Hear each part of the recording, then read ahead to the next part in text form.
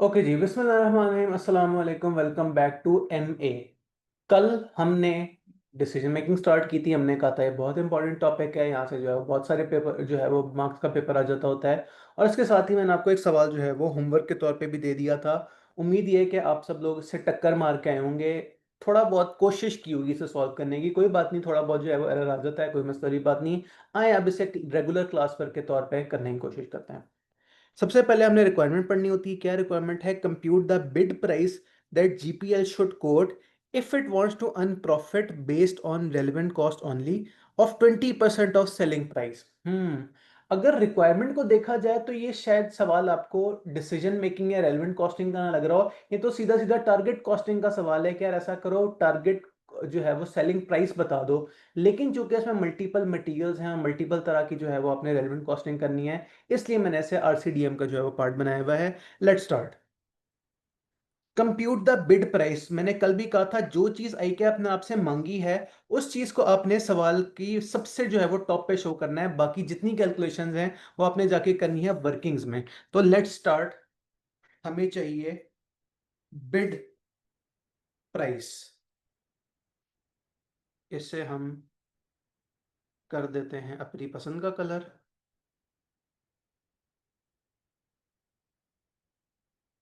अच्छा जी, bid price क्या है फिलहाल हमें नहीं पता, तो हम यहाँ थोड़ी सी स्पेस क्रिएट कर लेते हैं, थोड़ा सा आगे जाके हम वर्किंग स्टार्ट कर देंगे। बिड प्राइस के लिए हमें चाहिए सबसे पहले कॉस्ट। तो वर्किंग नंबर 1, जरा रेलेवेंट कॉस्ट की बात करते हैं। Relevant cost. नेक्स्ट फिर हम एक टेबल बना लेते हैं। पहले डिस्क्रिप्शन और 7 रुपीज। अब बारी बारी जो है वो सवाल पढ़ते जाते हैं और हर मटेरियल और हर तरह के लेबर के ऊपर कैलकुलेशन करते चले जाते हैं। फलानी company is the process of preparing bid documents for special order of 5,000 units of new product zeta. In this respect technical department ने फलानी इंफॉर्मेशन निकाली है। The order would be completed in 15 days. काम की बात हाईलाइट कर लें। 15 days के अंदर जो है वो ये ऑर्डर बन जाएगा। ये नहीं कि अगर कोई भी कॉस्ट वगैरह अगर महीने की है तो उसे हमने 15 डेज के ऊपर जो है वो करना है, लेके आना है। रेड हुआ हुआ था ऐसा हमने कर दिया येलो। 15 डेज काम की बात थी, मैंने अंडरलाइन कर ली। नेक्स्ट, जीपीएल के पास सफिशिएंट स्टॉक मटेरियल है to produce Zeta. Relevant information is as follows. यहां से हमें क्या पता लगा? हमें यह पता लगा कि कल भी हमने पढ़ा था कि अगर रेलेवेंट मटेरियल अवेलेबल हो तो क्या करते हैं, और नहीं अवेलेबल हो तो क्या करते हैं। अगर अवेलेबल ना हो तो बड़ा इजी सीन था, हम मार्केट से जाके नई प्रोडक्ट उठा के ले आते हैं, परचेज करके ले आते हैं मार्केट प्राइस पे। लेकिन अगर हमारे पास मार्केट ऑलरेडी अवेलेबल हो हमारे पास मटेरियल, तो हम क्या करते हैं, हम देखते हैं कि इस मटेरियल का रेगुलर यूज है या नहीं है। अगर रेगुलर यूज है तो रिप्लेसमेंट कॉस्ट आपकी रेलिवेंट होती है, और अगर यूज ना हो तो आपकी रेलिवेंट होती है अपॉर्चुनिटी कॉस्ट का हायर ऑफ। ओके। अब बारी बारी मटेरियल्स की बात करते हैं। मटेरियल ए के बारे में सवाल ने फरमाया, material A is used by GPL in many products, therefore sufficient stock is maintained. कल क्या पढ़ा था? मटेरियल जो है वो स्टॉक में अवेलेबल है, उसका रेगुलर यूज भी है, तो हमारी लिए रेलेवेंट कॉस्ट कौन सी वाली होगी? कोई मुझे याद कराना चाहेगा? मार्केट वैल्यू तो होगी, लेकिन उसका कोई स्पेसिफिक टर्म भी होती है। कल हमने उसका नाम पढ़ा था स्पेसिफिक, कि अगर फलानी तरह की जो है वो कॉस्ट हो तो उसे हम क्या बोलते हैं?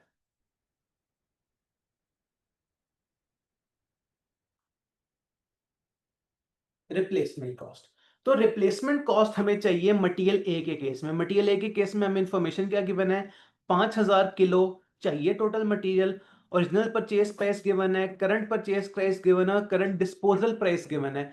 अब यहां डिस्पोजल प्राइस से, शाबाश आपने भी कहा रिप्लेसमेंट कॉस्ट। अब यहां हमारी डिस्पोजल प्राइस से क्या मुराद है ये मैं आपको बता देता हूं। डिस्पोजल प्राइस मींस कि अगर हमें ये मटेरियल सस्ते दामों बेचने पड़े तो क्या पड़ेगा हमें। तो फिलहाल तो हमें सस्ते दामों से बेचने की कोई जरूरत नहीं है, क्योंकि इस चीज का रेगुलर यूज है। तो हमारी ये रिप्लेसमेंट कॉस्ट क्या होगी? करंट मार्केट प्राइस या करंट परचेज प्राइस। क्या है करंट परचेज प्राइस? हमें नजर आ रही है मटेरियल ए के नीचे 200 रुपए पर kilo.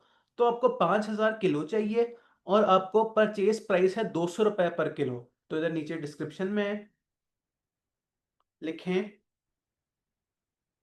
Material a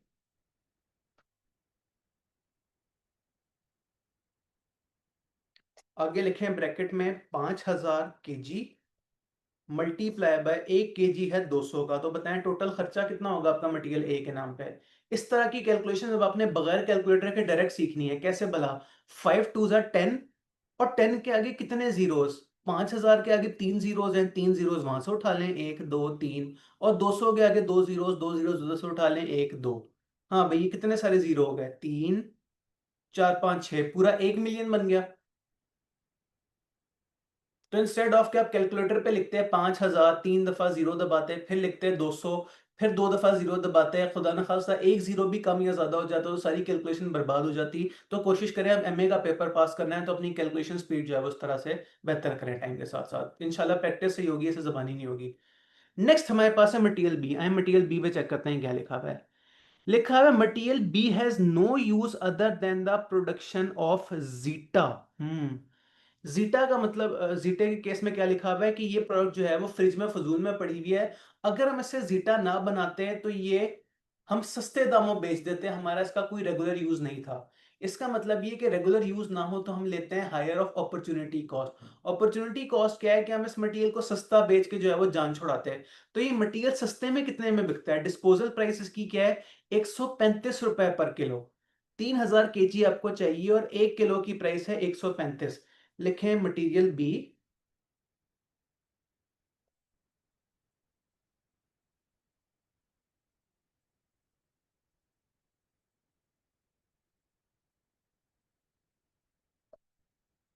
material B 3000 kilo चाहिए और 135 रुपए पर किलो आपको पड़ेगा। बताएं प्राइस कितनी पड़ेगी टोटल? 3000 इंटू 135। अब यहां भी कैलकुलेटर पे अपना टाइम कैसे सेव कर सकते हैं? 135 मल्टीप्लाई बाय 3 करें, आगे 000 वैसे ही लग जाएगा। तो कैलकुलेटर पे पूरा 3000 लिखने में अपने कुछ प्रेशियस सेकंड जाया नहीं कीजिएगा। अगर आप इस तरह की हर कैलकुलेशन से इवन 10 10 सेकंड भी सेव कर लेते हैं तो सोचिए पूरा 5 मिनट जो है वो आपको पेपर में एक्स्ट्रा मिल जाएंगे, जो कि बहुत अच्छी बात है।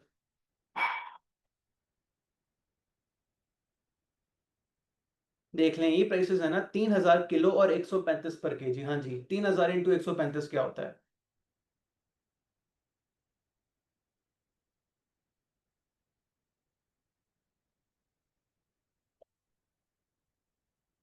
अच्छी बात यह है कि वन नोट पे भी कैलकुलेटर की फैसिलिटी मौजूद है। अगर तो आप लोगों ने बहुत ही मेरा दिल दुखाया तो फिर मैं डायरेक्ट वन नोट से ही पूछ लिया करूंगा। 3000 multiply by 135 is equal to, वन नोट ने कहा 405000, लेकिन मुझे वन नोट पे इतना भरोसा नहीं है, आप लोगों पे है। हाँ भाई, बताएं 405000 ही होता है?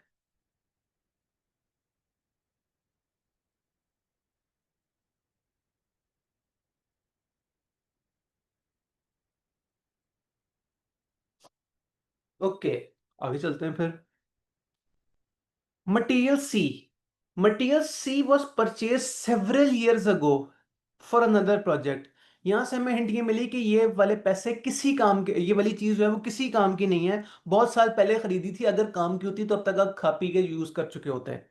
आगे क्या लिखा है? It can only be use in the production of Zeta, otherwise it will be disposed at a cost of 10 रुपए to meet environmental legislation. Material सी इतनी जहरीली चीज है कि अगर आप खुदा ना खास्ता गटर में भी उसे डाल दें तो आके गवर्नमेंट आपको फाइन डाल देगी कि तुमने इतनी जहरीली चीज गटर में क्यों डाली। अगर गटर की छपकली मर गई तो कौन जिम्मेदार होगा? तो ये इतनी खतरनाक चीज है। तो आपको अगर इस जीटा में आप इसे ना यूज करते हैं तो आपको उसे डिस्पोज करने के 10 रुपए की कॉस्ट पड़ती। अब जरा लॉजिकली सोचें, अगर हम इसे यूज ना करते तो कॉस्ट पड़ती, हमने यूज कर लिया तो कॉस्ट नहीं पड़ेगी। ये अच्छी बात है या बुरी बात है? एक खर्चा होने से हमने बचा लिया।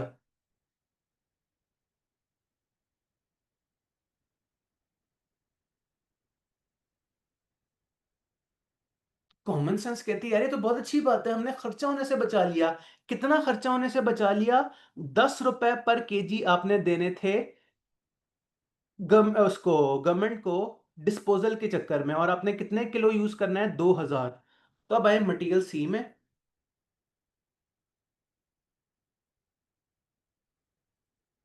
Material C 2000 kilo multiply by 10 रुपए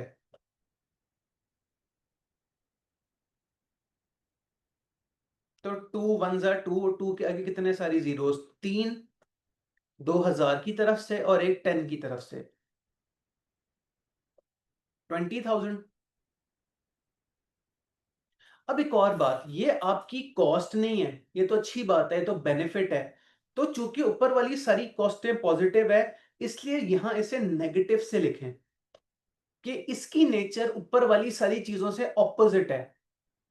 अगर खर्चे को हम पॉजिटिव कह रहे हैं तो उसे हमने नेगेटिव दिखाना है, अगर हम खर्चों को नेगेटिव दिखा रहे होते हैं तो उसे हम पॉजिटिव दिखाते हैं। ये हमारा रेलेवेंट बेनिफिट है, पेपर में लिखने की जरूरत नहीं है, लिहाजा मैं सिर्फ आप लोगों की जो है वो याददाश्त के लिए लिख रहा हूं कि it is a relevant benefit. Relevant cost तो का ऑपोजिट है ये, relevant benefit, because cost is saved.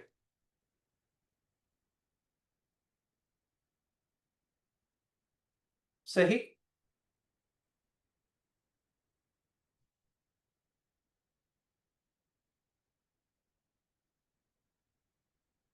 Next, the production of Zeta would require 800 skilled labour at 200 रुपए per hour. Presently 1440 labour hours remain idle during each month. यहां word month सुन के मुझे बुरा लगा। क्यों?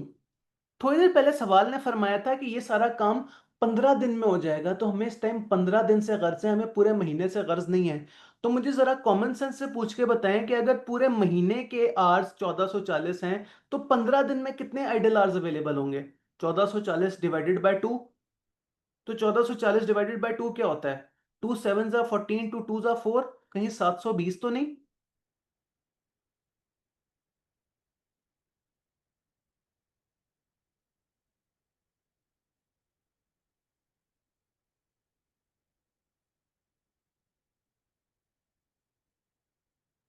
और अगली बात, अगर आपके पास 720 आइडल आवर्स अवेलेबल हैं, कल हमने डिटेल से इस पर डिस्कशन की थी कि आइडल आवर्स अवेलेबल हो तो करें क्या। आपके पास आपके मजदूर 800 घंटे 720 घंटे फजूल पड़े रहते हैं, और आपको उनसे काम कितना करवाना है? आपको काम करवाना है 800 घंटे। अब सवाल ने ये नहीं बताया कि वेले बैठने के पैसे कटते हैं कि नहीं कटते हैं। अगर किसी को वर्ड अजीब सा लगा है, वेला पंजाबी में कहते हैं फजूल बैठने को। तो फजूल बैठने के क्या उन्हें अपने पैसे देने हैं कि पैसे काटने हैं? अगर सवाल इस बारे में खामोश हो, कुछ भी ना बताए, तो कॉमन सेंस क्या कहती है कि एम्प्लॉयर आमतौर पे नेक आदमी होता है, फजूल बैठने के पैसे नहीं काटता। तो हमने कहा कि ठीक है, अगर विले बैठने के पैसे नहीं कटने, इसका मतलब ये कि ये पैसे तो आपने ऑलरेडी कसम खाई हुई थी कि 720 आवर्स की जो है वो आपको पैसे तो देने ही देने हैं। तो आपने एक्स्ट्रा काम कितना करवाया मजदूरों से?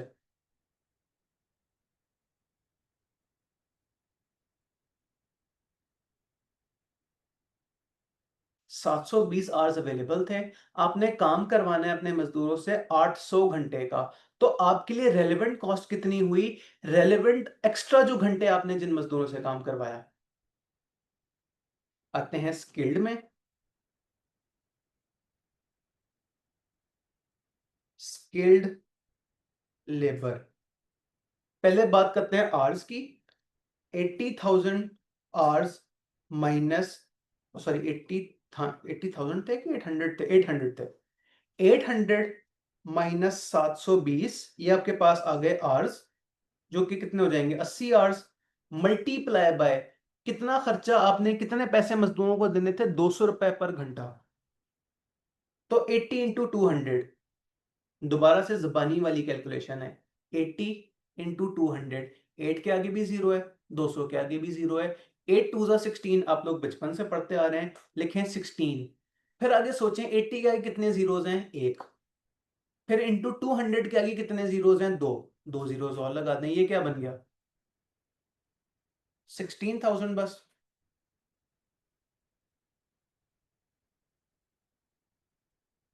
कहीं कोई इशू हो तो प्लीज बताइएगा, अब तक तो बड़ा इजी सा चल रहा है। Next, 250 unskilled labour hours which can be hired at 120 रुपए पर आवर। यहां तो कोई कैलकुलेशन, कोई सोचने वाली बात ही नहीं है, बिल्कुल सीधी सीधी हिसाब किताब। 250 अनस्किल्ड लेबर चाहिए और उन्हें टेम्पररी बेस पे हमने हायर करना है 120 रुपए पे, यानी कि 250 इंटू 120।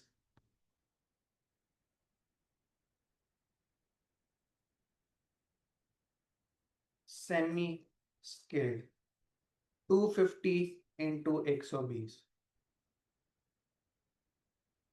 हाँ जी।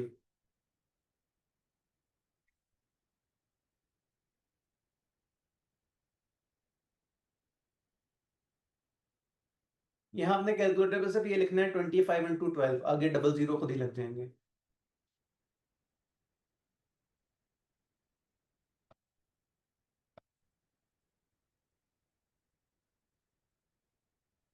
25 12 300, और 300 के आगे दो जीरोस एक्स्ट्रा, 1 2 3 4।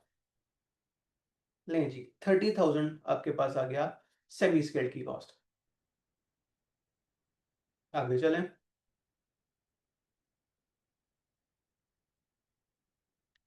नेक्स्ट हमारे पास है machine hours. 150 machine hours available हैं। If the machine is not use for Zeta it can be leased out at 4,000 रुपए पर डे।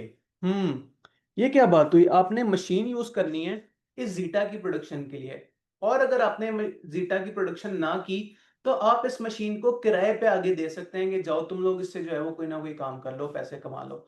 इसका मतलब ये कि अगर हम जीटा की प्रोडक्शन में ये वाली मशीन यूज करेंगे, इसका मतलब ये हमारा फायदा होते होते रह जाएगा।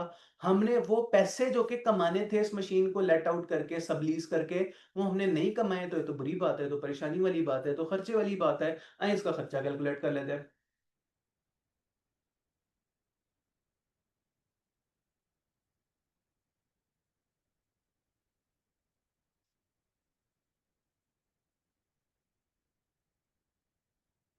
मशीन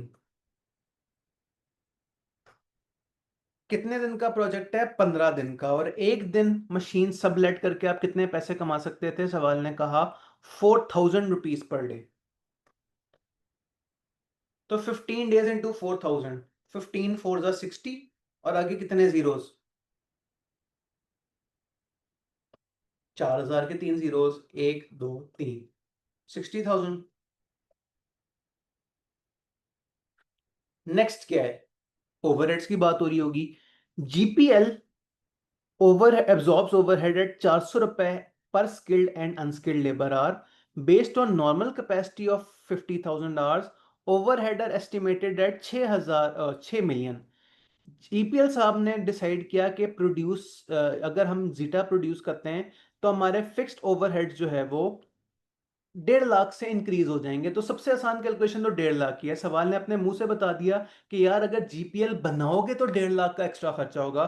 तो जो भी एक्स्ट्रा खर्चा इसकी वजह से हो रहा है वो तो सीधा सीधा रेलिवेंट है। लिखें, इनक्रेमेंटल फिक्स कॉस्ट कितनी? सवाल ने बता दिया 1.5 लाख, हमने भी लिख लिया 1.5 लाख। अब बात करते हैं, ये जो एब्जॉर्प्शन वगैरह की बात हो रही है, उसने हमें ये बताना बेहतर नहीं समझा कि फिक्स, अच्छा उसने फिक्स का अलग से बताया हुआ है कि जीपीएल एब्जॉर्ब 400 रुपए पर स्किल्ड। अब यहां थोड़ी सी कैलकुलेशन यूज होगी ओवरहेड्स के चैप्टर वाली। यहां साइड पे हम कर लेते हैं वर्किंग 2। उसने कहा कि 6 मिलियन है आपके estimated fixed overheads, divided by suitable base क्या है, किस बेस पे इतने सारे जो है वो ओवरहेड्स जो है वो एलोकेट होते हैं। तो उसने हमें बताया सवाल ने कि हमें चाहिए थे 800 स्किल्ड लेबर आवर्स और 250 अनस्किल्ड लेबर आवर्स, तो 800 प्लस 250। तो जरा पता कीजिएगा कि सिर्फ फिक्स्ड ओवरहेड एब्जॉर्प्शन रेट कितना है। इस वर्किंग का हम नाम क्या लिखेंगे? Overhead absorption rate.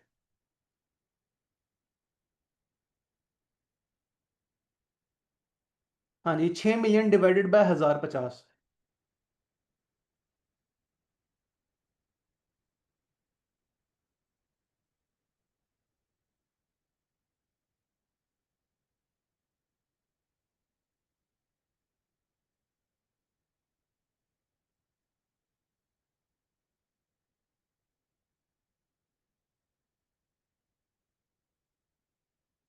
नहीं जी, आप लोग जरा अच्छे मूड में नहीं है तो फिर मुझे वन नोट यूज करना पड़ रहा है।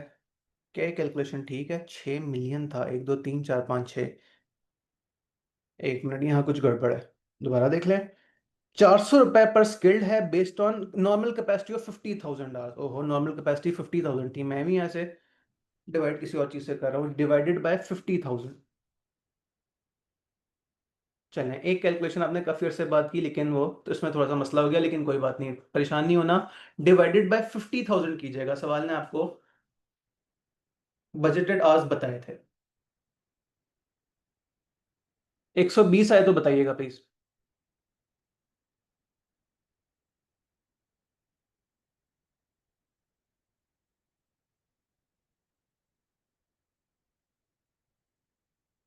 ये 120 है क्या? This is fixed overhead absorption rate. वापस है सवाल की तरफ, सवाल ने कहा है कि जीएल एब्जॉर्ब ओवरहेड एट ₹400 पर skilled and unskilled labour are based on normal capacity of 50,000 are, fixed overhead 6 million थे। इसका मतलब ये जो 400 गिवन है, ये टोटल का रेट है। उसमें से 120 जो है वो फिक्स्ड का रेट है। तो बंदा पूछे वेरिएबल का कितना होगा।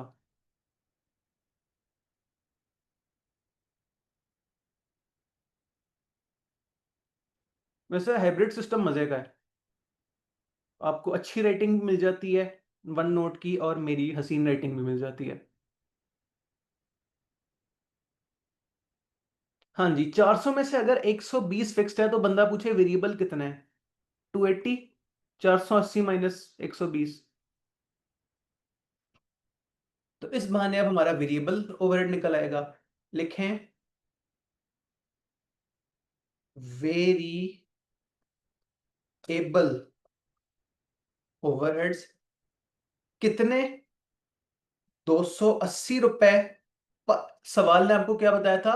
280 रुपए पर स्किल्ड एंड अनस्किल्ड आवर्स। अब हमें पता है कि अनस्किल्ड एंड स्किल्ड आवर्स कितने हैं। 800 थे अनस्किल्ड, प्लस 250 थे सेमी स्किल्ड। तो 280 इंटू 800 प्लस 250।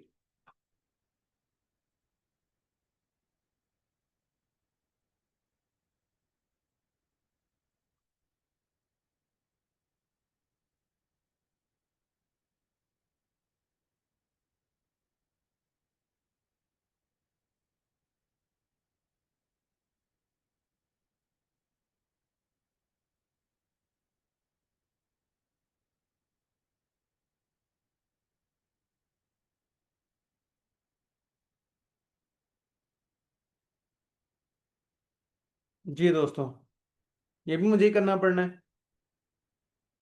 280 इंटू 1050। वन नोट ने कहा 294,000।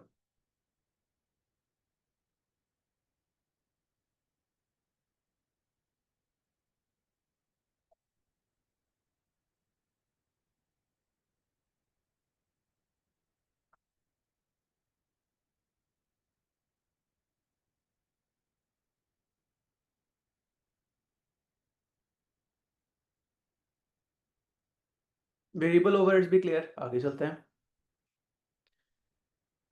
As a result of production general administration cost would increase by ₹1 lakh. क्यों ये कॉस्ट इंक्रीज हुई? As a result of production of Zeta. तो अगर आपकी हरकतों की वजह से कोई भी कॉस्ट इंक्रीज हो रही है तो वो डेफिनेटली रेलेवेंट होती है। कितने पैसे? पूरा 1 लाख। इंक्रीमेंटल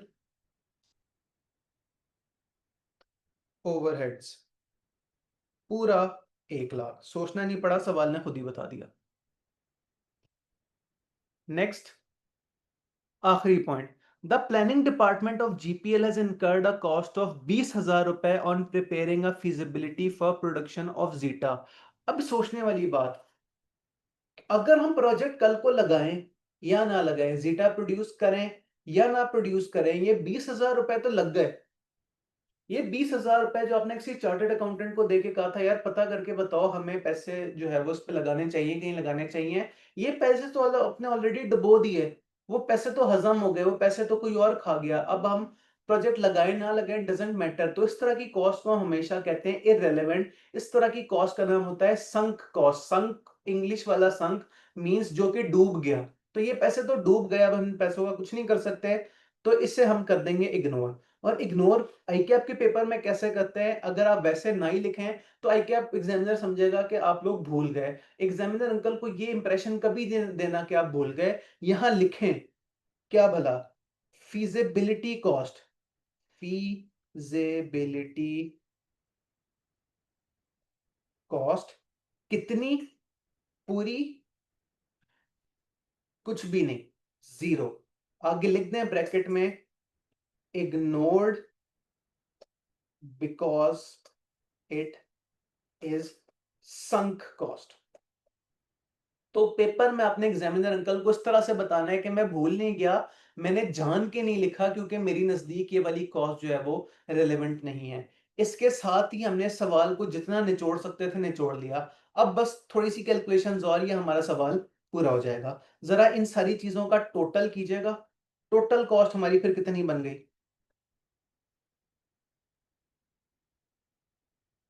तीनों तरह के मटेरियल, दो तरह के लेबर्स, एक machine, incremental FOH, variable OH, incremental overheads.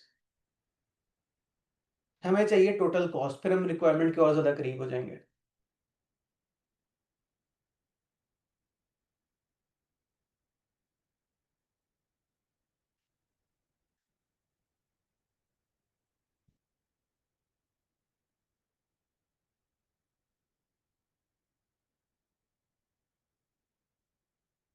Okay जी, वेलकम। आप थोड़ी सी लेट हो गई हैं, जरा जल्दी से आपकी स्क्रीन पे जो कॉलम में इतनी सारी जो फिगर्स आ रही हैं इन सारों का सम तो कीजिएगा।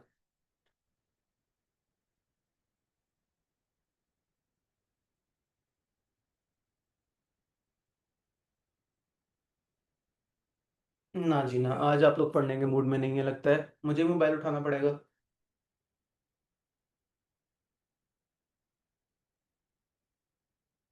1000, 000 मैंने कैलकुलेशन करते हुए कॉमन ले लिया, प्लस 405 -20 +16 +30 +60 +150 +294 +100। एक दो बारी चेक कर लेते हैं। 1405 -20 +16 +30 +60 +150, तो ठीक है। दोबारा देखें, मेरा आंसर कुछ और है। आप गलत हैं, मैं गलत हूँ। +16 +30 +60 +150। चले जी, एक दफा दोबारा ट्राई कर लें, शायद कोई फिगर आप ऐड करना भूल गई।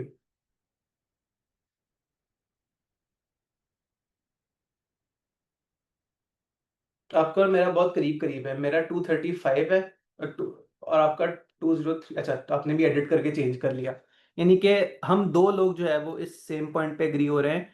टू, ये टाइप ही कर देते हैं, 2,035, 000। देखें आपका भी रिकैलकुलेट करके ये फिगर आ गई।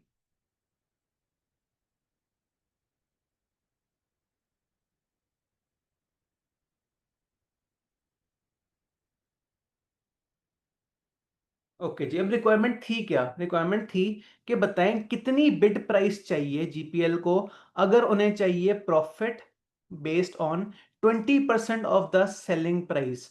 क्या सवाल ने आपको बताया था कि सेलिंग प्राइस कितनी है? सब जाहिर सी बात है नहीं बताया होगा। सवाल ने आपसे ये कहा था कि 5,000 यूनिट्स जो है वो ऑर्डर करने हैं, सेलिंग प्राइस है तो हमें पता करनी है। अब यहाँ एक कॉन्सेप्ट जो कि आपने आई एम श्योर जो है वो इंट्रोडक्शन अकाउंटिंग में भी पढ़ा होगा, एक दफा मैं फिर रिपीट कर देता हूँ। And that concept is markup and margin. सवाल ने कहा किस चीज की परसेंटेज आपको चाहिए? 20% ऑफ सेलिंग प्राइस। जो सेलिंग प्राइस की परसेंटेज होती है उसे बोलते हैं मार्जिन। जो कॉस्ट की प्राइस परसेंटेज होती है उसे हम बोलते हैं मार्कअप। तो सवाल ने कहा 20% ऑफ द सेलिंग प्राइस जो है वो आपको चाहिए। ऐसे मौके पे एक और वर्किंग स्टार्ट कर लेते हैं इधर।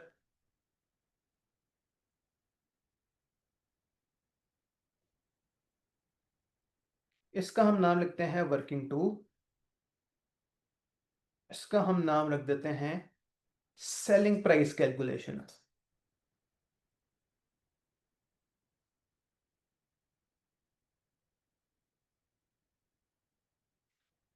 जब भी इस तरह का कोई सवाल है तो एक बड़ी आसान सी इक्वेशन है जो आपका हमेशा काम आएगी। आई एम श्योर आपने क्यूएम में भी वो पढ़ी होगी। C plus P is equal to S. C से क्या मुराद है? कॉस्ट। प्लस प्रॉफिट से क्या मुराद, पी से क्या मुराद है? प्रॉफिट। और एस से क्या मुराद है? सेल्स। कॉस्ट कितनी है हमें पता है, 2,035,000 प्लस प्रॉफिट। प्रॉफिट क्या है? प्रॉफिट 20% ऑफ सेल्स है। सेल्स क्या है? सॉरी, हमें नहीं पता। तो इसे हम लिख सकते हैं 0.2 एस। और सेल्स क्या है? अभी हमें नहीं पता, उसकी भी जो हमने लिख दिया एस।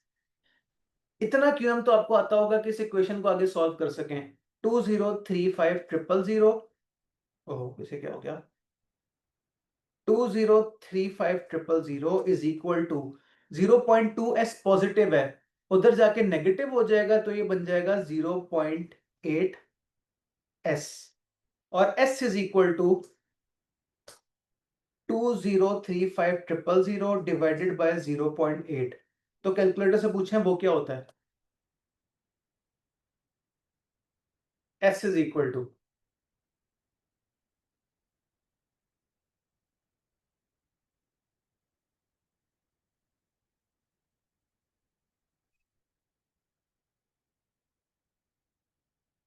2543.75। एक दफा वन नोट से भी पूछ लेते हैं।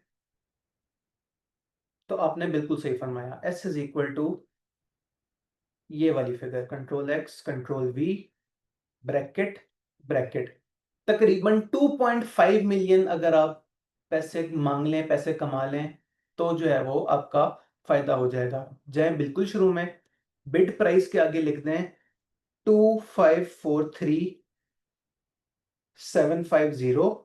कहां से आई ये फिगर? एग्जामिनर साहब को बताना ना भूलिएगा, वर्किंग नंबर 2 से आई ये figure.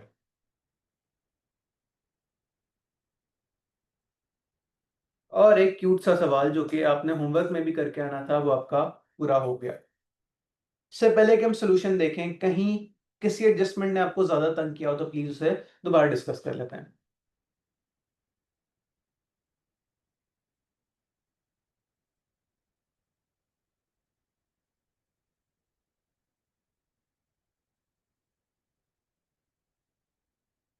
All okay, let's have a look.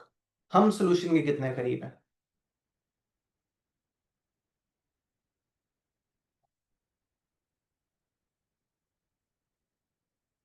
नहीं नहीं जी, आहिस्ता आहिस्ता सोल्यूशन आ गया। हाँ भाई, हमारा आंसर है 2,543,750। आई कैप का आंसर क्या है? करीब करीब तो नहीं है?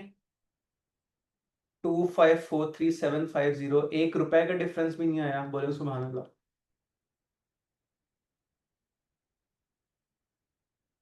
तो ये तो था बड़ा क्यूट सा आसान सा सवाल। अब वक्त आ गया कि मैं आपको मुश्किल सवाल भी करा दूं। आए मुश्किल सवाल देखते हैं। ये सवाल किस जमाने का था? पुराने जमाने का था, स्प्रिंग 16। तो आए अब आपको एक लेटेस्ट सवाल कराते हैं, स्प्रिंग 2024। काफी ज्यादा लेटेस्ट, पूरे 2 साल पुराना सिर्फ। रिक्वायरमेंट सबसे पहले हमने पढ़ी, determine whether NEW should accept the supply order for supplier of NTM LTM 78। मेरे इंटरनेट को शायद कुछ झटका लगा है, प्लीज बताइएगा आप लोगों को मेरी आवाज आ रही है ना? मेरे ख्याल से तो आ रही होगी। ओके जी, जबरदस्त। Determine whether company should accept the order for LTM। ये रिक्वायरमेंट पढ़ के हमें लिटरली कुछ समझ नहीं है, इसका मतलब ये हमें पूरा सवाल पढ़ना पड़ेगा। लेकिन कुछ ना भी समझ आए, एटलीस्ट इतना तो हम कर सकते हैं कि एक दफा हम फॉर्मेट कॉपी कर लें। और जो मैंने आपको कल भी बताया था कि जब सवाल आपसे कोई मशवरा मांगे तो क्या करना है, यहां लिखते हैं फिलहाल NEW should आगे इतनी स्पेस छोड़ दें कि उसमें आप NOT नॉट लिख सकें, अगर खुदा ना खास्ता आंसर सही नहीं लग रहा। Should accept the order for LTM 78 because के आगे भी अभी कुछ ना लिखें, हम पूरा सवाल करके एट द एंड बताएंगे कि यार कितने पैसे हम कमा सकते हैं या कितने का नुकसान होगा। अगर फायदा हुआ तो हम कहेंगे NEW should accept the order for LTM because it results in profit of इतने सारे रुपीस। और अगर खुदा ना खासा नुकसान हुआ तो हम आगे शुड के आगे हमने स्पेस छोड़ी, उसमें लिख देंगे नॉट, और नीचे लिख देंगे because it results in loss of इतने मिलियन रुपीस। आइए अब सवाल पढ़ते हैं और जो समझ आता है वो करते चले जाते हैं। Question number 4 of spring 24, Noman engineering works NEW manufacture करते हैं sale of electric motors model EMV33। Production process EMV33 involves two departments and details are as follows. Available hours given है मशीन के, लेबर के, आवर्स रिक्वायर्ड गिवन है machine के, labour के। इस एक डब्बे में से भी हम ठीक ठाक तरह की इंफॉर्मेशन निकाल सकते हैं। जरा इसके साइड पे एक वर्किंग वन कर लेते हैं।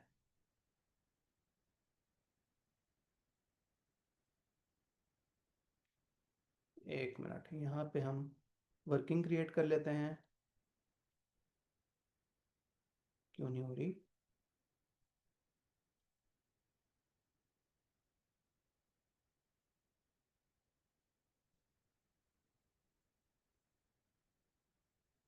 चलें कोई नहीं, इसकी साइड पे जो है वो हम हाथ से बना लेते हैं टेबल। अच्छा जी, क्या इंफॉर्मेशन अवेलेबल है? फिलहाल की जो डिटेल्स हैं कि अवेलेबल मंथली यानी कि एक महीने में कितने मशीन आवर्स अवेलेबल हैं डिपार्टमेंट ए में, कितने machine hours available department B में, कितने लेबर के आवर्स अवेलेबल, कितने डिपार्टमेंट ए बी दोनों के, कितना कितना जो है वो आपके पास अवेलेबल है। और साथ ये भी लिखा हुआ है कि एक यूनिट बनाने में कितना घंटा मशीन के ए का, बी का, सी का, डी का लगता है। तो यहाँ से हम ये पता लगा सकते हैं कि मैक्सिमम कितनी प्रोडक्शन हो सकती है। वर्किंग वन,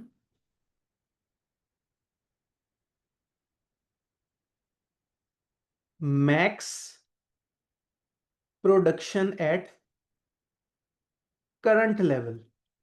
अब यहां मेरी मैक्सिमम प्रोडक्शन से मुराद क्या है? इसका मतलब ये कि चार तरह के फैक्टर्स हैं, इनमें से कोई एक चीज भी कम पड़ गई तो मैं प्रोडक्शन नहीं कर सकूंगा। फॉर एग्जांपल, अगर लेबर आवर्स कम पड़ गए तो मशीन जैसी मर्जी अवेलेबल हो, मैं आगे यूनिट नहीं बना सकूंगा। तो देखते हैं लिमिटिंग फैक्टर कौन है, वो कौन सी चीज है जिसकी वजह से हमारा ये प्रोडक्शन खराब हो सकती है। तो डिपार्टमेंट ए के आपके पास मशीन आवर्स अवेलेबल हैं 5400, जबकि आपको चाहिए 6 hours per unit. Department B में आपके पास 3600 आवर्स अवेलेबल हैं, जबकि आपको चाहिए 5 पर यूनिट। इसी तरह 5600 डिवाइडेड बाय 7 और 7500 डिवाइडेड बाय 10। जरा ये चारों डिविजन्स कीजिएगा और बताइएगा कितनी मैक्सिमम प्रोडक्शन हो सकती है। 6 कितने जा 54, ये तो जबानी कैलकुलेशन है। 5 9 6 जो है वो 9 जा 54, 900 यूनिट्स। 5 कितने जा 36, 5 7 जा 35 और 5 2 जा 10, 720 यूनिट्स। 7 कितने जा 56, 7 7 जा 49, 7 8 जा 56, 800 यूनिट्स। और 10 कितने जा 7500, 0 से कट गया, पीछे बचा 750। अब यहां काम की बात, हम मैक्सिमम प्रोडक्शन कितनी कर सकते हैं? 900 यूनिट्स, 800 यूनिट्स, 720 यूनिट्स या 750 यूनिट्स? कॉमन सेंस से पूछ के बताइएगा, कोई बहुत मुश्किल बात नहीं है। मैक्सिमम प्रोडक्शन कितनी कोई की जा सकती है? 900 के 720?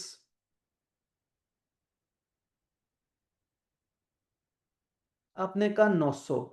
नहीं, आप ये भूल गई कि अगर 720 यूनिट्स हमने बना लिए उसके बाद तो खत्म हो जाएगा काम।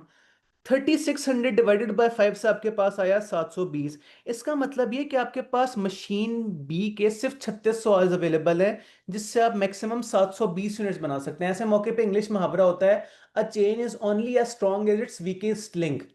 एक चेन इतनी ही स्ट्रांग है जितनी उसकी सबसे नाजुक वाली कड़ी है, नाजुक वाली कड़ी टूट गई तो पूरी चेन टूट जाएगी। तो यहां आपका डिपार्टमेंट नंबर बी के मशीन आर्स वो नाजुक हो हैं जो कि टूट जाते हैं तो पूरी प्रोडक्शन आपकी बर्बाद हो जाती है। शुरू में मैंने आपको हिंट भी दिया था कि जब एक चीज पूरी हो जाएगी उससे आगे आप प्रोडक्शन नहीं कर सकेंगे, बेशक आपके पास जितना मर्जी जो है वो आइडल टाइम हो। इसका मतलब ये फिलहाल मैक्सिमम यूनिट्स आप 720 बना सकते हैं बस। ये इतनी सारी डिस्कशन हमने सिर्फ इस एक डब्बे को देख के जो है वो कर ली, आगे तो हमने सवाल आधा पढ़ना भी है। आगे क्या लिखा है? आगे लिखा है profit details of EMV33।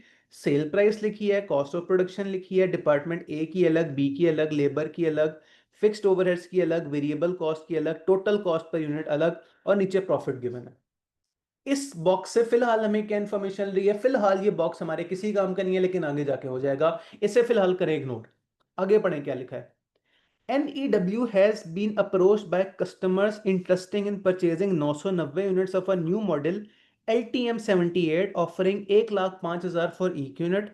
However, accepting this order would require suspending the production for EMV. Full stop. इस full stop के साथ ही हमारे सवाल का कॉन्सेप्ट क्लियर हो गया, स्टोरी क्लियर होगी। स्टोरी है बिल्कुल सीधी है। स्टोरी कुछ यूं है कि आप आजकल जिस यूनिट को बनाते हैं उसका नाम है EMV33। आपके पास एक नया कस्टमर आया, उसने कहा यार EMV33 छोड़ो, गोली मारो, EMV33 तुम कितने का बेचते हो? 60,000 का।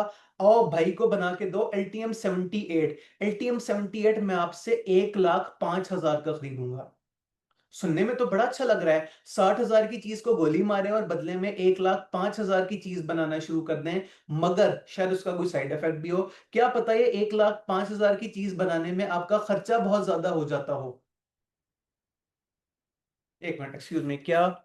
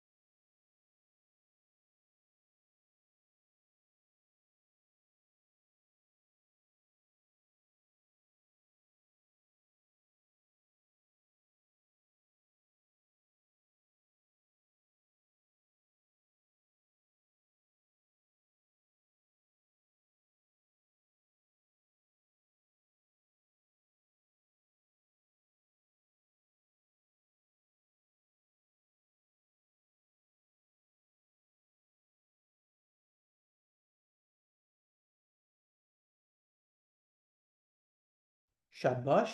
मैं कितनी देर से अकेले बोले चला जा रहा हूं। कोई हाल नहीं यार, खुद ही ये म्यूट हो जाता है। चले मैं एक दफा, तीसरी दफा रिपीट कर देता हूँ। सवाल की स्टोरी ये है कि हम फिलहाल जो यूनिट बनाते हैं उसका नाम है ई समथिंग, EMV33। कस्टमर ने आगे कहा छोड़ो यार, EMV33 बनाना छोड़ो, वो तो 60,000 का सिर्फ बिकता है। आप मुझे एक नई चीज बना के दो जो कि 1,05,000 की बिकती है, लेकिन शायद इसका साइड इफेक्ट ज्यादा हो, शायद उसके खर्चे ज्यादा हो।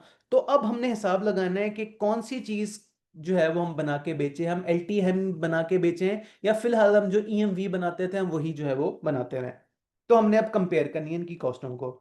अगले पैराग्राफ में क्या लिखा है? The details relating to each unit of LTM। Cost of raw material per unit given है, machine hours per unit given है, लेबर आवर्स पर यूनिट जो है वो गिवन है। फिलहाल ये काम की बातें अंडरलाइन कर लेते हैं, आगे जाके जब हम कॉस्ट कैलकुलेट करेंगे तभी हमारे काम आ जाएगा सारा कुछ।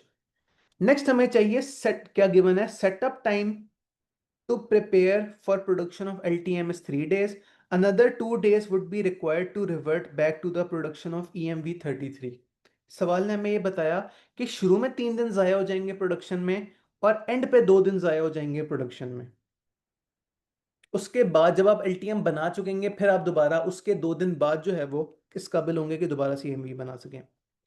नेक्स्ट क्या लिखा है, labour is not allowed to work overtime. Further the labour of each department is specifically train for task within that department can not be used in other departments. यानी कि उसने indirectly ये कहा, indirectly तो directly बोल दिया कि department A वाले लोग डिपार्टमेंट बी में नहीं जाएंगे, डिपार्टमेंट बी वाले ए में नहीं जाएंगे। तो सिंपल सी बात। और एंड पे क्या लिखा है, idle hours is paid of 85% of normal wage rate. Idle hours remain related to EMV have already been included in fixed overheads. क्या मतलब, फिलहाल जो ओवरहेड्स हैं वो फिक्स्ड, फिलहाल जो आइडल टाइम था, आइडल टाइम के चार्जेस थे, वो उनका जो एक्स्ट्रा पैसे पे करते थे वो फिक्स्ड ओवरहेड्स में गए हुए हैं। इससे हमें पता क्या लगा, इससे हमें पता ये लगा कि हम लेबर आवर्स को कितनी कोई जो है वो पेमेंट करते होते हैं। यहां से अब हम वर्किंग टू स्टार्ट करते हैं। हमें फिलहाल पता करना है कि मजदूरों को कितने पैसे देते हैं और उनसे कितने घंटे काम करवाते हैं, लेबर्स। फिलहाल जो इंफॉर्मेशन गिवन है उसके मुताबिक डिपार्टमेंट ए में पर यूनिट खर्चा हो रहा है 2100 रुपए का। तो अगर 2100 रुपए का खर्चा हो रहा है तो क्या हमें यह पता है कि डिपार्टमेंट ए में मजदूर जो हैं वो एक यूनिट पे कितने घंटे लगाते हैं? गिवन है, ये चेक कीजिएगा जरा। लेबर कॉस्ट डिपार्टमेंट ए की 2100 रुपए पर यूनिट, और labour required in department A is 7 रुपए और 7 घंटे। तो एक घंटे का कितना खर्चा होता है डिपार्टमेंट ए के मजदूरों का हमारा?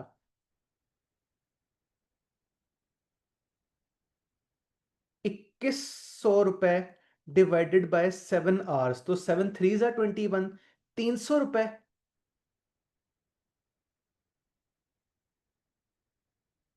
इसी तरह डिपार्टमेंट बी का भी चेक कर लेते हैं।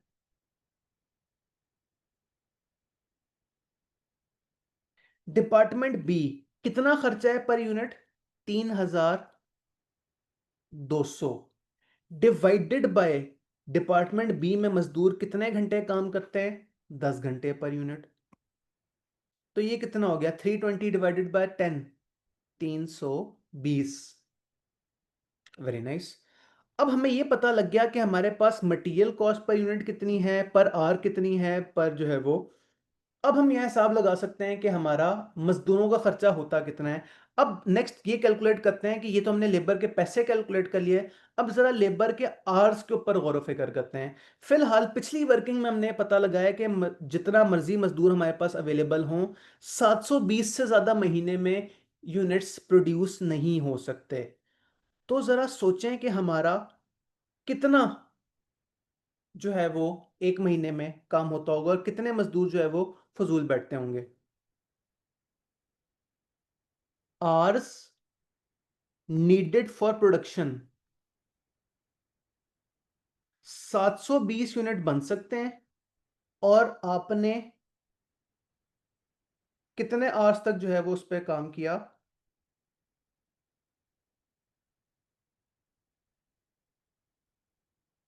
नहीं सॉरी, इससे जो है वो थोड़ा सा कंफ्यूजिंग हो जाएगा। फिलहाल देखें कि आपके पास मजदूर कितने आवर्स अवेलेबल हैं। डिपार्टमेंट ए के आपके पास available labour hours 5600। 5600 total hours में से उस मजदूर काम कितना करते हैं? 720 मल्टीप्लाई बाय डिपार्टमेंट ए का कितना जो है वो घंटे लगते थे पर यूनिट? 7। तो जरा देखिएगा डिपार्टमेंट ए में कितने मजदूर फजूल बैठे हैं। 5600 टोटल आवर्स अवेलेबल हैं, जिसमें से काम होता है 720 × 7।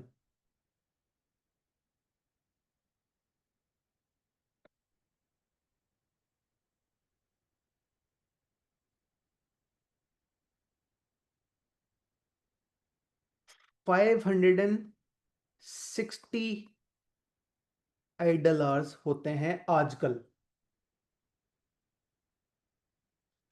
दूसरे डिपार्टमेंट का क्या हाल है? दूसरे डिपार्टमेंट में, डिपार्टमेंट बी में कितने सारे लेबर आवर्स थे? 7500। 7500 लेबर है और लेबर्स काम कितना करते हैं? 7 घंटे पर यूनिट। तो 7500 माइनस 720 इंटू 10। देखिएगा डिपार्टमेंट बी के आइडल आवर्स कितने हैं।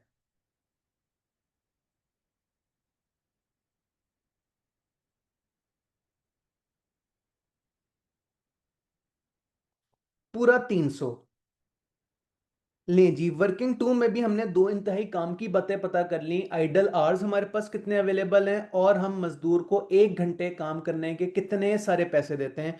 फिलहाल किसी कैलकुलेशन में कोई मसला तो नहीं है? सवाल थोड़ा सा लेंथी है, परेशान नहीं होना।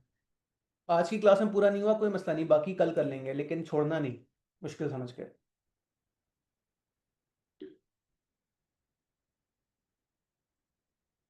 आई कैप की एक्सपेक्टेशन ये है कि 10 × 1.5, अब इसे 18 मिनट में पूरा कर लेंगे, लेकिन पहले एक दफ़ा प्रैक्टिस में तो हमें टाइम लगेगा पहली दफ़ा।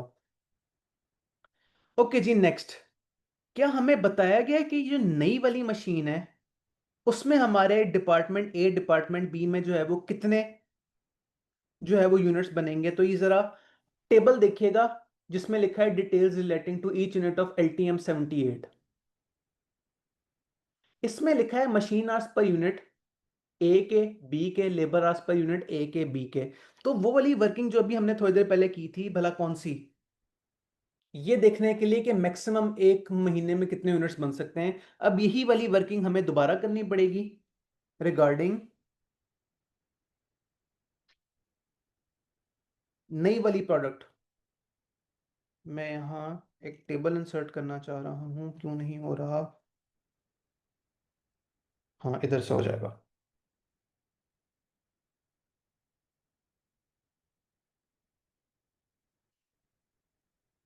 कॉपी। लें जी, अगली वर्किंग हम अब जरा खूबसूरत तरीके से करेंगे। दो वर्किंग्स ऑलरेडी हो गई। Working number 3।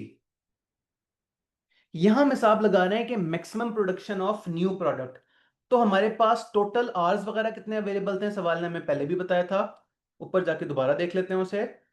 5400 मशीन और 3600 machine department A department B. अब यहां दोबारा से लिख दें 5400 3600 डिवाइडेड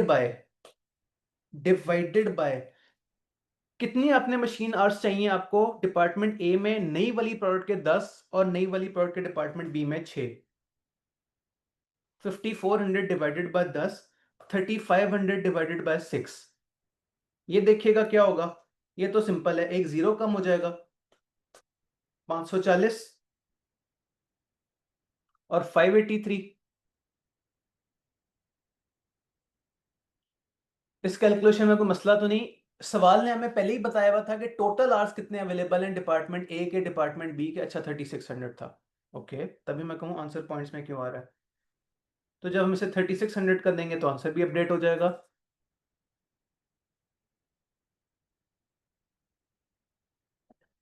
पूरा 600, जबरदस्त। इसी तरह अब लेबर का देख लेते हैं। टोटल आवर्स कितने अवेलेबल थे? 5600, 7500।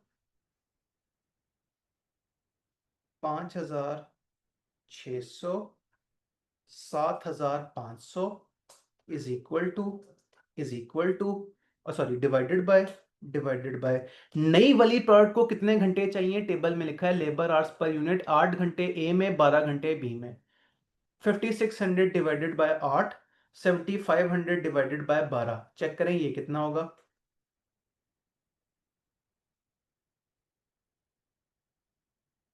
700 और 625। अब आई एम श्योर आप वो वाली गलती नहीं करेंगे जो कि आपने वर्किंग वन में की थी। मुझे बताएं मैक्सिमम कितना प्रोडक्शन हो सकती है एक महीने में of new production, base of new product. सबसे कम वाला फैक्टर। उसके बाद फिर मजदूर आपके फजूल बैठे रहेंगे, जो कि बुरी बात है, नहीं बैठना चाहिए उन्हें फजूल।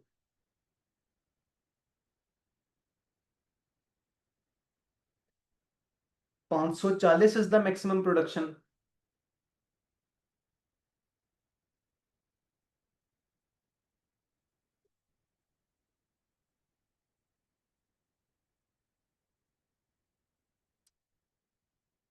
540 is equal to maximum production. इससे ज्यादा आप काम नहीं कर सकते। नेक्स्ट, अब हमें पता लगाना है कि हमें टोटल यूनिट्स बेचने कितने हैं। सवाल ने आपको बताया था क्या बताया था? सवाल ने कहा था कि कस्टमर अंकल कह रहे हैं कि मुझे चाहिए 990 यूनिट्स। इस टाइम स्क्रीन पे भी आ रहा होगा बिल्कुल टॉप पे।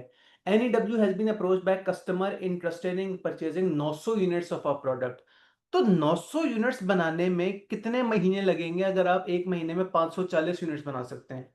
900, 900 था, 990 था, 990 दोबारा देख लें वैसे, 990 था। 990 डिवाइडेड बाय 540 क्या होता है? 1.833 मंथ्स। अब यहां आपके माइंड में आ रहा होगा कि सवाल ने आपके पास आपको एक इस तरह की एडजस्टमेंट बताई थी कि 2 दिन शुरू में जाया हो जाते हैं और 3 दिन एंड पे जाया हो जाते हैं। तो जरा दिनों के हिसाब से कैलकुलेशन करते हैं कि 1.833 का मतलब क्या है। 1.833 का मतलब, खैर पेपर में साइन लिखना मैं सिर्फ समझाने के लिए कर रहा हूं। 1.833 मींस 1 मंथ पूरा एंड 83.33% ऑफ नेक्स्ट मंथ। तो बंदा पूछे 83.33% ऑफ नेक्स्ट मंथ का मतलब क्या है? एक महीने में 30 दिन होते हैं और 30 दिन मल्टीप्लाई बाय 83.33 क्या होता है?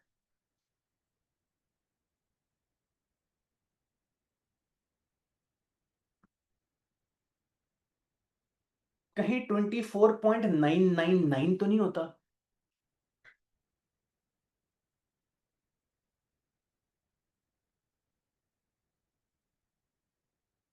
पूरे 25 दिन।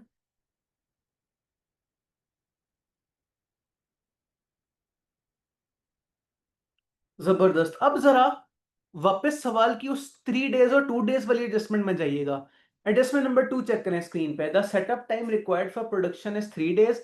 3 दिन पहले शुरू में जाया हो जाएंगे और 2 दिन एंड पे जाया हो जाएंगे, तो 5 दिन ये जाया वाले, एक महीना पूरा और अगले महीने के 25 दिन, तो टोटल पूरे 2 महीने हो गए। बोले सुभान अल्लाह। चेक करें कि आपने कितनी राउंड कैलकुलेशन आपसे करवाई है। एग्जैक्टली 2 मंथ्स आपको चाहिए प्रोडक्शन के लिए। 2 मंथ्स के पीछे की कैलकुलेशन समझ आई? एक महीना पूरा, अगले महीने का 83% यानी कि पूरे 25 दिन, और वो 5 दिन जो कि आपके सवाल ने आपको बता दिया था कि इतना जो है वो आपका टाइम जाया हो जाएगा। तो 2 months are needed for production. Exactly 2 months.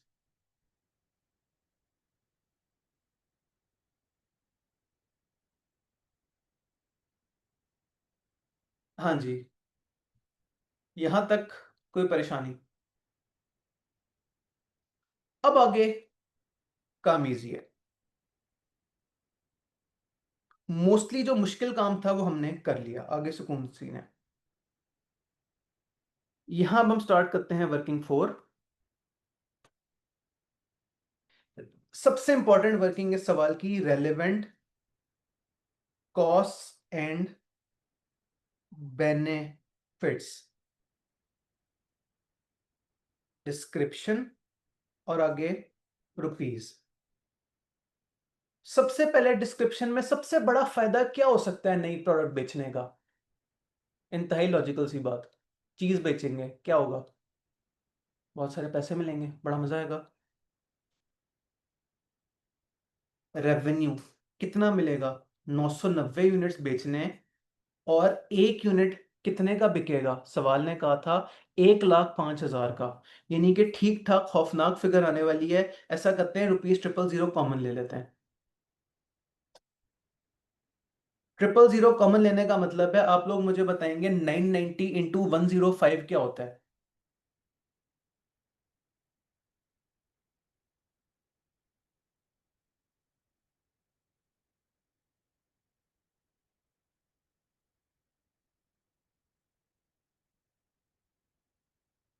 Triple zero हमने खा गए, पीछे बचा 103,950। अच्छी बात है बुरी बात है? पैसे कमाना तो, हलाल पैसे कमाना तो मैंने सुना है अच्छी बात होती है। तो उससे हमने लिख दिया पॉजिटिव के तौर पे। रेलेवेंट बेनिफिट्स को हम पॉजिटिव लिख देते हैं, रेलेवेंट कॉस्ट को हम नेगेटिव कर देंगे। अब जो हमने नई वाली चीज को बेच के इतने सारे पैसे कमा लिए तो पॉजिटिव है, लेकिन कॉमन सेंस कहता है कि ये जो हम प्रोडक्शन कर रहे हैं ये फ्री में नहीं कर रहे, इसका एक साइड इफेक्ट भी है। वो क्या? साइड इफेक्ट ये कि हमने जो पुरानी प्रोडक्ट नहीं बना के हम बेच रहे उसका हमारा पैसे फॉरगॉन हो गए। फॉरगॉन इंग्लिश का वर्ड मतलब ये कि जो चीज हो सकती थी आपने नहीं की। इसका मतलब ये रेवेन्यू लॉस्ट भी आपका हुआ है। जो चीज आप नहीं बना के बेच रहे वो जो आप नहीं बना के बेच रहे उसकी सेल्स जो नहीं हुई वो आपका नुकसान है, वो आपकी कॉस्ट है। आपने 60,000 की जो है वो चीज बना के बेचनी थी। 60,000 आपके पास आ गई एक यूनिट की कॉस्ट, मल्टीप्लाई बाय, अब यहां कॉमन सेंस से पूछ के बताइएगा, हमने प्रोडक्शन करनी है 900 यूनिट्स की पूरे 2 महीनों में। तो पूरे 2 महीनों में कितने सारे यूनिट्स हम प्रोड्यूस करके बेच सकते थे पुरानी प्रोडक्ट के? तो वर्किंग वन में पता लगा था कि 720 यूनिट्स हैं। नहीं याद आ रहा तो मैं एक दफा आपको वर्किंग वन दोबारा दिखा देता हूं। वर्किंग वन में हमने हिसाब लगाया था कि मैक्स प्रोडक्शन एक महीने की है 720 यूनिट्स।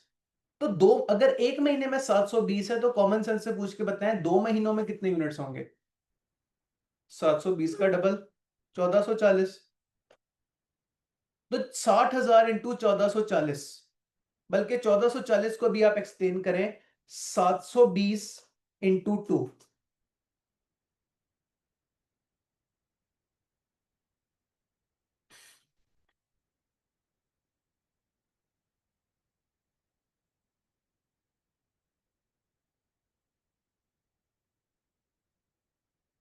अच्छा जी, ये रेवेन्यू नहीं है, ये रेवेन्यू लॉस्ट है। इतने सारे पैसे अब आप नहीं कमा सकेंगे। आप लोगों ने कहा 86,400, 86,400। और चूंकि ये बुरी बात है इसलिए आप इससे आप लिख दें नेगेटिव करके।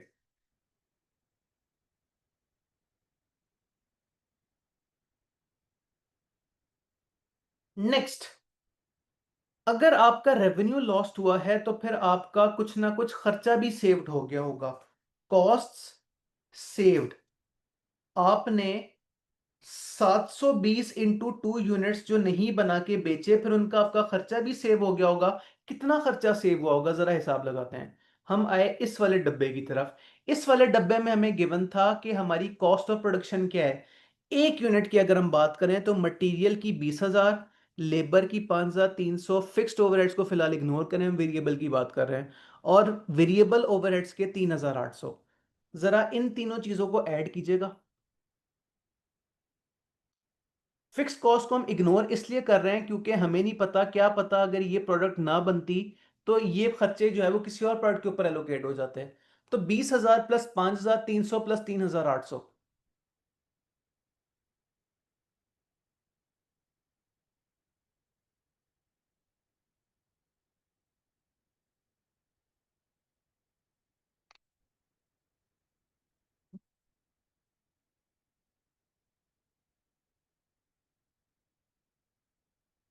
आपने कहा 29,100, मैं दोबारा से रिपीट कर देता हूं कहां से आए ये पैसे। 20,000 सारी वेरिएबल कॉस्टों का सम, 20,000 प्लस 5,300 प्लस 3,800।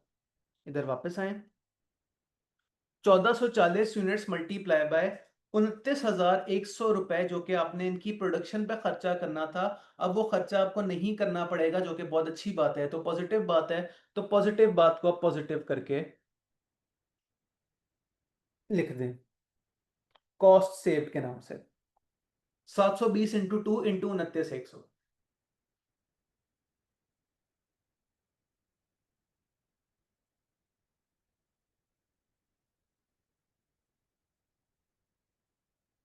41,904, जो कि अच्छी बात है, आपने पैसे सेव किए हैं तो इसे आपको लिखना चाहिए पॉजिटिव। अब क्लास के आखिरी 2-3 मिनट रह गए हैं, बस एक और कैलकुलेशन करते हैं, बाकी कल। अगला क्या आपके पास है, अब आपको चाहिए कॉस्ट ऑफ न्यू प्रोडक्ट, जो कि बहुत सारी तरह की होंगी। सबसे पहले मटेरियल। मटेरियल के बारे में सवाल ने क्या फरमाया था? सवाल ने इस वाले टेबल में कहा था cost of material per unit 20,000 रुपए डिपार्टमेंट ए में और 10,000 रुपए डिपार्टमेंट बी में। अब ये पर यूनिट जब गेम हो तो फिर हमें घंटों में और केजीज में जो है परेशान बिल्कुल नहीं होना। टोटल कॉस्ट है मटेरियल की 3,000, मल्टीप्लाई बाय हमने कितने यूनिट्स बनाने हैं? 9,000, 990। तो 000 कॉमन लेके 990 इंटू 3,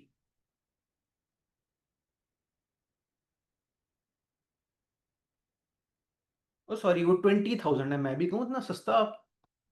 1 लाख रुपए की चीज इतनी सस्ती बन गई। This is 30,000। तो 30 × 990, 000 कॉमन लेके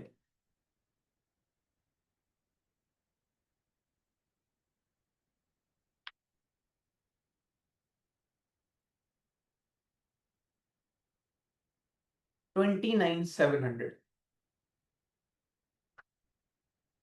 खर्चा है। नेगेटिव में लिखिएगा। Next, labour. ये हम एडवांस में कैलकुलेट करके बैठे हुए हैं कि लेबर का जो है वो पर आवर कितना खर्चा होता है। लेकिन लेबर में एक और मसला भी है। पहले आइडल टाइम कुछ और होता था, बाद में आइडल टाइम जो है वो कुछ और हो गया।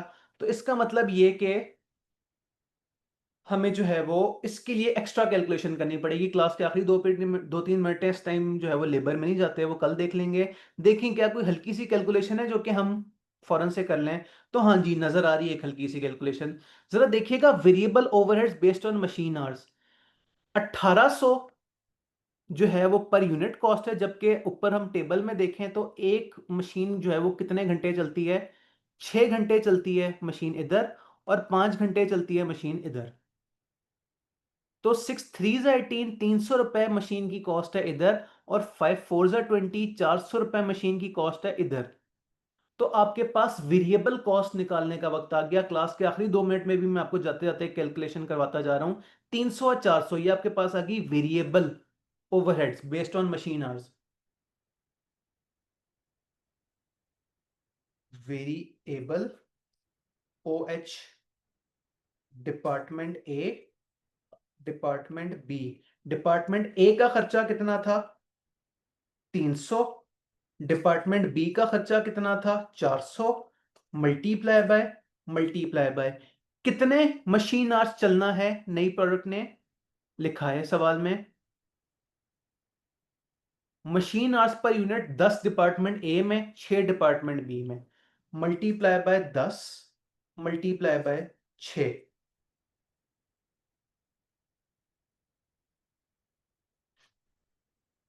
ऐसा करने से टोटल करके एक ही लिख दीजिएगा, 300 × 10 + 400 × 6।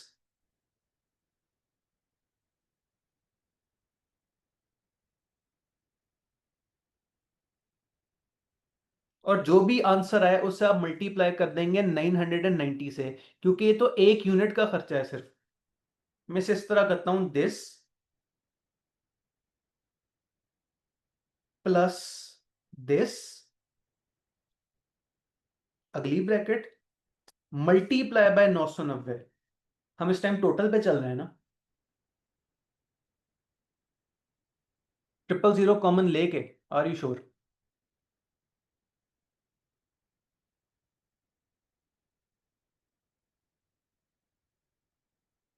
300 × 10 हो गया 3,000, और 400 × 6 हो गया 2,400। 5,400 × 990।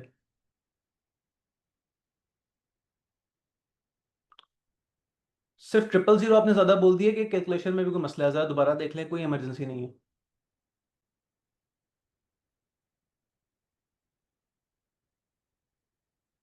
5346 के, यह हमने लिख दिया 5346। खर्चा है तो हमने इसे नेगेटिव करके लिखा।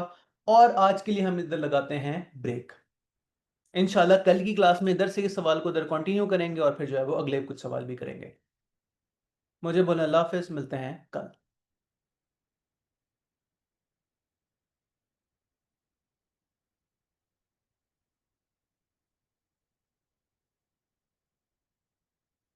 Thank you for coming. Allah Hafiz.